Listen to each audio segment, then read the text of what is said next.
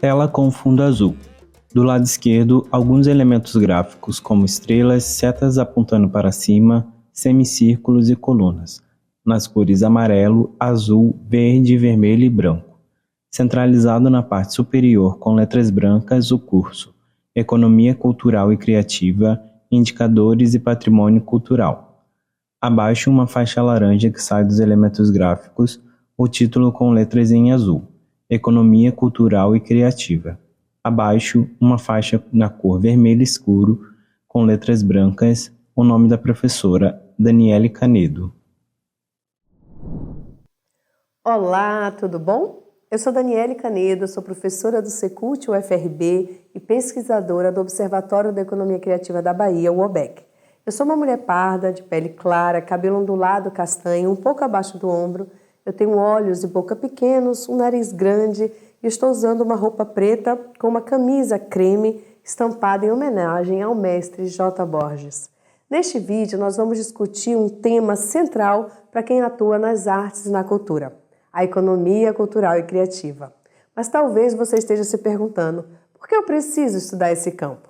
Como ele impacta a minha prática cultural, o meu território, o meu coletivo, a minha carreira? Para começar, te convido a fazer algumas reflexões. Alguma vez você já notou o valor de uma obra de arte ou o preço de ingresso, como ele pode variar drasticamente conforme a fama do artista ou a chancela institucional, enquanto muitos seguem com baixo retorno financeiro?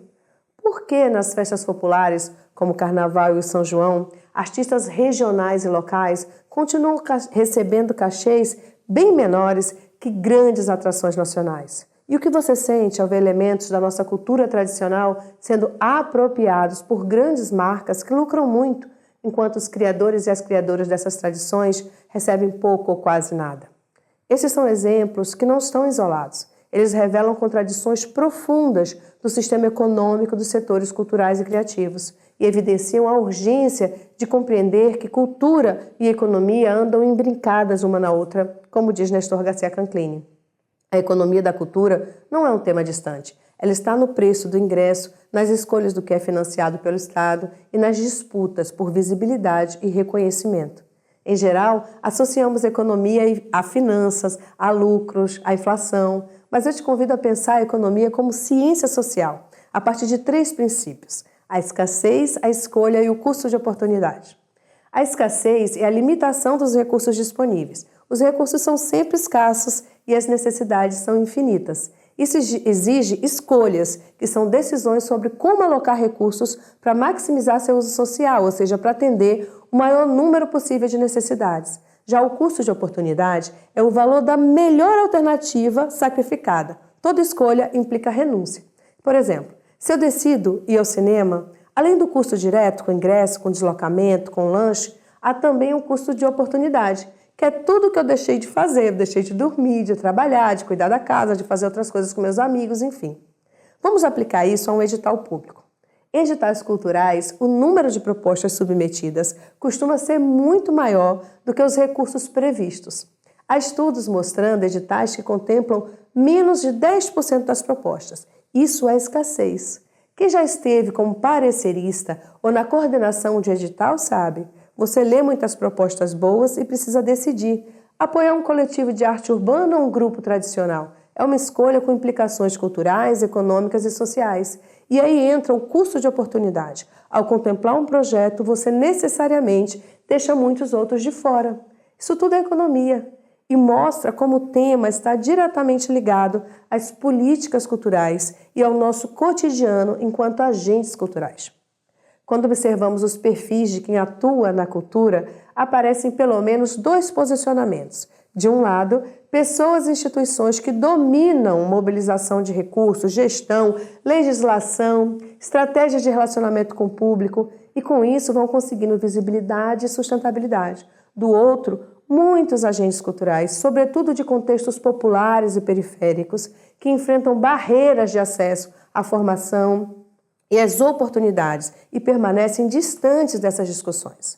As razões são muitas: falta de recursos, poucas oportunidades de formação, ou mesmo resistência à mercantilização da cultura em defesa da autonomia artística. Mas como discutem Angela Davis, Paulo Freire, o racismo, o machismo, as desigualdades econômicas e sociais ainda excluem a maioria do acesso pleno aos direitos culturais, aos espaços de decisão, à participação social, em um sistema que só reforça as desigualdades. Por isso, nós precisamos rejeitar as leituras simplistas que reduzem a economia da cultura à comercialização e pensar, como diz Cláudia Leitão, não se trata apenas de lucro. Significa pensar nas disputas por recurso, por reconhecimento e por poder que são atravessadas por essas desigualdades históricas.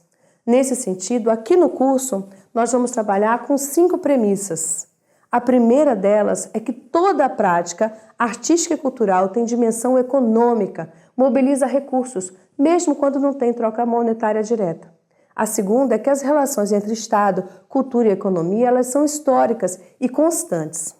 A terceira é que a história da cultura é marcada pelas estruturas coloniais, patriarcais e racistas que moldaram o que é reconhecido como valor cultural. Por isso, na quarta, a gente vai ressaltar que há resistência. As culturas populares, periféricas e comunitárias sempre reinventaram estratégias para manter e renovar sua identidade frente à exclusão e à mercantilização. E é por causa disso, que nós precisamos pensar nas políticas públicas para reduzir as desigualdades. Elas precisam atuar para promover a diversidade, o acesso e reconhecimento, e não apenas para incentivar o mercado.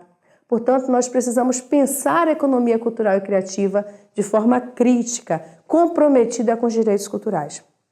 Mas o caminho foi percorrido para que esse campo se tornasse tema de estudo, de política pública e de disputa simbólica no Brasil e no mundo.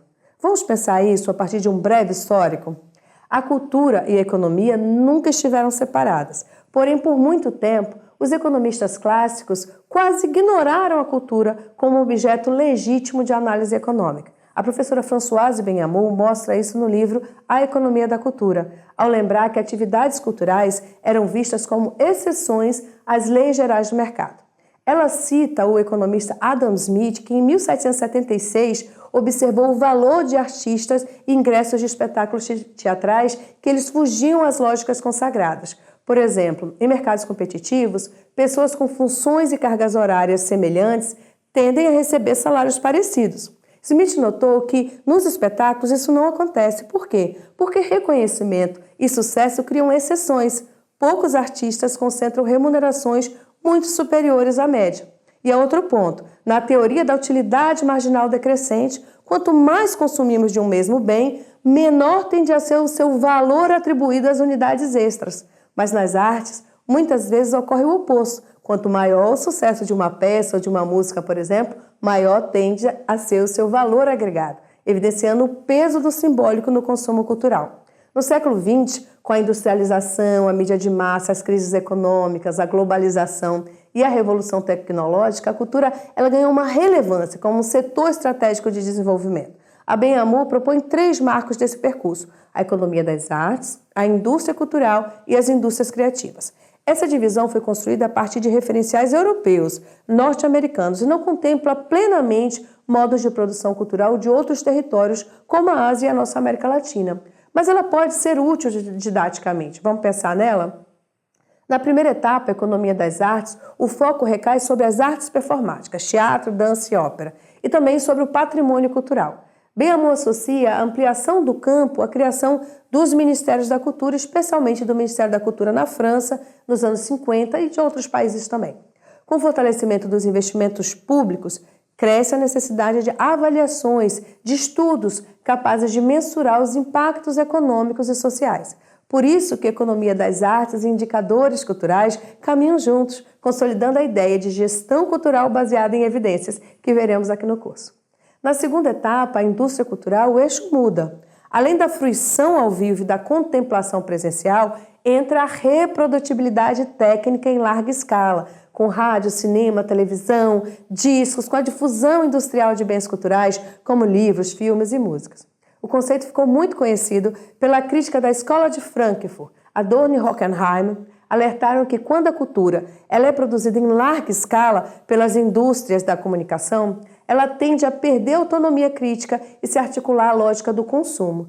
E no Brasil, César Bolanho retoma esse debate ao mostrar que o trabalho cultural e artístico foi sendo subordinado à lógica do capital e mobilizado para promover o desejo de consumo. Essa crítica continua atual no contexto digital, em que os algoritmos influenciam o que aparece nas redes, quais músicas circulam mais, quais livros ganham notoriedade, quem consegue se relacionar com o público.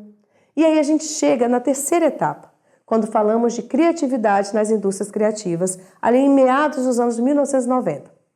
Essa década marca a discussão internacional sobre a contribuição econômica dos setores culturais e a inclusão do termo criatividade nas políticas culturais. A ideia se consolida, por exemplo, com políticas na Austrália em 1994, no Reino Unido, a partir de 1997, que defendem o investimento federal nos setores criativos como estratégia de desenvolvimento. A grande diferença é a ampliação do escopo. Áreas como televisão, jogos eletrônicos, design passaram a ser incluídas como parte das políticas culturais. O governo britânico definia indústrias criativas como aquelas originadas da criatividade, da habilidade e do talento, com potencial de gerar riqueza e emprego por meio da exploração da propriedade intelectual. Esse conceito ele se disseminou internacionalmente, mas é importante notar o seu recorte. Ele pode deixar de fora práticas culturais populares, territoriais e colaborativas que geram valor, mas não se organizam pela lógica da propriedade intelectual. No módulo, também discutimos o modelo dos círculos concêntricos de David Crosby, de 2001, que influenciou documentos importantes como os relatórios da Unesco. A partir daí, desse momento, multiplicam-se os conceitos, as classificações, o tema da economia criativa passa a ser popularizado, principalmente a partir de um livro de 2000 de John Hawkes, que começa a tratar a criatividade como matéria-prima de um conjunto amplo de atividades econômicas. Outra referência é o relatório da economia criativa, lançado em 2008 pela UNCTAD, a Organização das Nações Unidas para o Comércio e o Desenvolvimento. O relatório tem dados sobre comércio internacional de bens e serviços e, desde então, o órgão vem trazendo novos relatórios com evidências voltadas à formulação de políticas públicas, aquilo que chamamos hoje de gestão cultural baseada em evidência. Falaremos disso no próximo módulo. No Brasil, o conceito ganha espaço a partir de 2003, na gestão de Gilberto Gil, com reconhecimento ampliado das dimensões da cultura como simbólica, cidadã e econômica. Em 2011, com a criação da Secretaria da Economia Criativa, a SEC, o governo federal institui uma estrutura dedicada ao tema. O Plano da Economia Criativa, sob a liderança da Cláudia Leitão, foi lançado em 2012 e eu recomendo muito a leitura, está na nossa bibliografia. A definição brasileira é importante. A economia criativa reúne atividades geradas por meio do ato criativo, que resulta em produto, bem ou serviço, cuja dimensão simbólica é determinante do valor produzindo riquezas, cultural, econômica e social. Reconhece que vai além da lógica mercantil, inclui experiências baseadas em colaboração, em economia do cuidado, em solidariedade.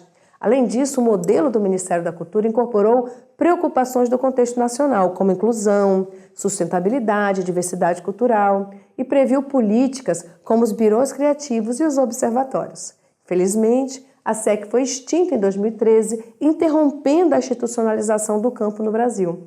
Em 2023, com a volta do Ministério da Cultura, o debate retomou com força. A 4ª Conferência Nacional de Cultura, em 2024, dedicou um eixo à economia criativa e as propostas aprovadas defendiam o fortalecimento das cadeias produtivas culturais, proteção social para trabalhadores e trabalhadoras, nacionalização do fomento, formação, inclusão social, demanda por política nacional e por sistemas de informação. Em 2025, a Secretaria foi recriada, Cláudia Leitão reassumiu com a missão de implementar a Política Nacional da Economia Criativa, que foi lançada em 2024 com 15 diretrizes. E para finalizar, eu quero te convidar a refletir. Qual prioridade você gostaria de ver reconhecida na nova gestão da Secretaria da Economia Criativa? Que ações você considera urgentes para fortalecer os circuitos culturais no seu território? Participe do debate. Esse percurso ele é longo e eu tentei aqui apresentar de forma resumida, mas vale buscar informações extras para quem quiser se aprofundar a referências importantes listadas no nosso módulo. Sigamos!